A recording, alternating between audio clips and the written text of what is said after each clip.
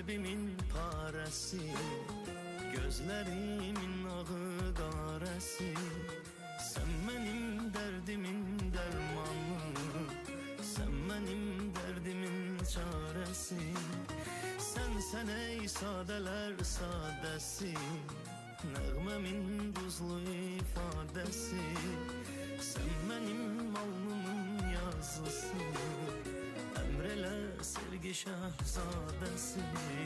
Sen benim her gece gizlice parlayan ulduzum, bahtımın sultanı. Sen benim hemdemin, sevgilim, gönlümün, mülkünün, tahtımın sultanı. Sen benim ömrüme her gece gizlice